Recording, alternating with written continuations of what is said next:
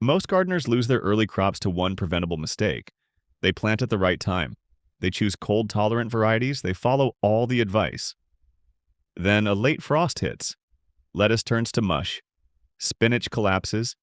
Pea seedlings blacken overnight. Weeks of planning erased by one cold night. Here's the truth. You don't need a greenhouse.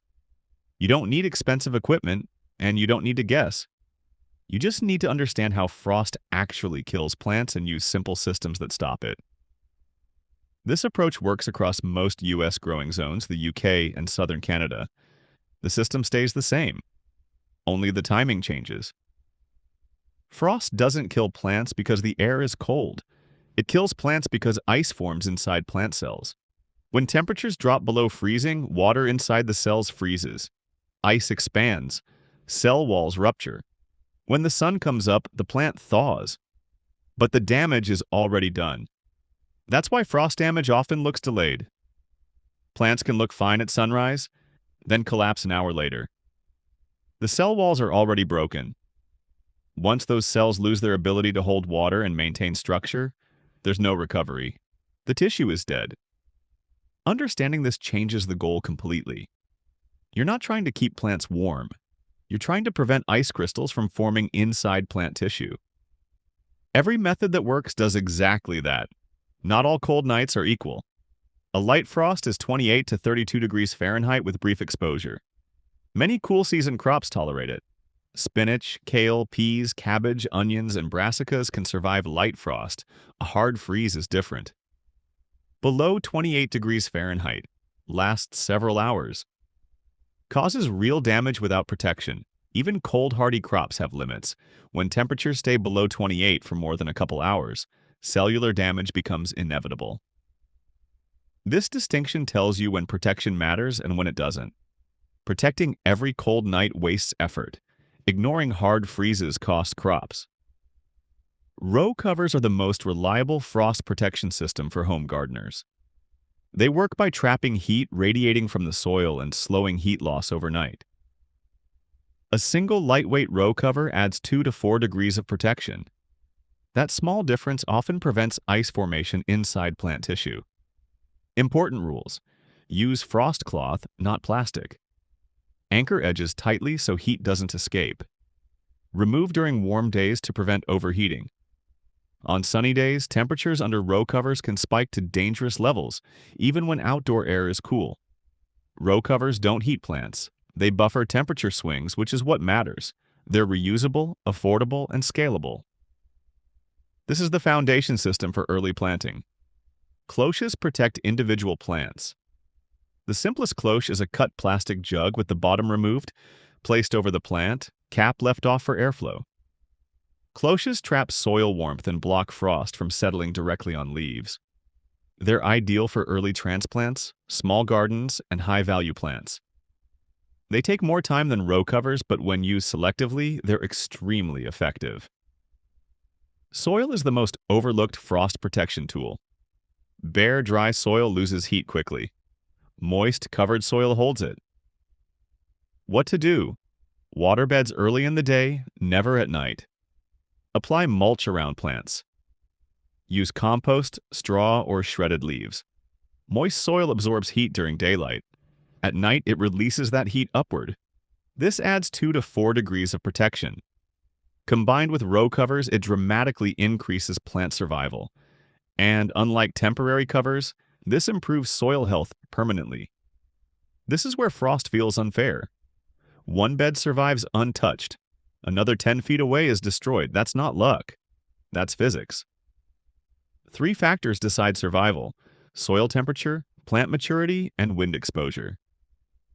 Young seedlings freeze faster. Dry soil loses heat faster. Wind strips warmth away. This is why random fixes fail. Systems work because they address all 3 factors at once. Most gardeners either protect everything or protect nothing. Both are mistakes. Instead, ask 3 questions. First, has this plant been hardened off? Plants gradually exposed to outdoor conditions tolerate cold far better than indoor-started seedlings. Second, Is the soil warm and moist or cold and dry? Cold, dry soil freezes faster. Third, how long will temperature stay below freezing? 1 hour is very different from 6. If even one of these conditions is unfavorable, protection matters. This decision logic works across climates and zones. Only the thresholds change. Cold air flows downhill like water. Low spots freeze first. Beds near walls, fences, stones, or buildings retain heat longer. Exposed beds lose it faster. Wind accelerates heat loss and increases damage. If you know where frost hits first in your garden, you can protect only vulnerable beds. Plant hardier crops in colder areas and save time and effort. Walk your garden on a frosty morning and observe where frost lingers longest. Those spots will always be coldest. Understanding microclimates lets you work with frost instead of reacting to it. This is where many gardeners sabotage themselves. They see 32 degrees in the forecast and panic, or they see 36 degrees and do nothing. Neither reaction is useful. What matters isn't just the number, it's the conditions around it. Clear skies allow heat to escape faster. Still air lets cold settle near the ground. Cloud cover traps warmth overnight. That's why 2 nights with the same temperature can have very different outcomes. A calm, clear night at 34 degrees can cause frost. A cloudy, breezy night at 30 degrees may not. Also pay attention to ground temperature, not just air temperature. Soil cools and warms more slowly than air, and that lag can protect roots even when leaves are exposed. Learning to read forecasts this way replaces fear with confidence. After frost damage, many gardeners panic and start cutting immediately. Don't. Frost-damaged plants often look worse than they are. Leaves may collapse, but growing points can still be alive. Wait 24 to 48 hours before pruning. Damaged tissue protects healthy tissue underneath. Cutting too early exposes living cells to dehydration and infection. Once recovery is clear, prune cleanly, water lightly, avoid fertilizing immediately. Many crops recover fully if given time. Assuming frost equals failure causes unnecessary replanting. Some methods sound logical but fail. Plastic touching plants transfers cold. Heavy blankets crush seedlings. Waiting and hoping plants tough it out is gambling. Even hardy crops can be damaged by prolonged freezing. If temperatures stay below freezing for hours, protection matters. The biggest mistake is waiting until nightfall. By then, it's dark, you're rushed, mistakes happen. Check the forecast daily during early spring. If frost is predicted, protect plants in the afternoon. Preparation takes minutes. Replanting takes weeks. Late frost doesn't have to reset your garden. With protected soil, simple covers, and good timing, you can plant early and harvest weeks ahead, without expensive structures. This system works across zones, climates, and garden sizes.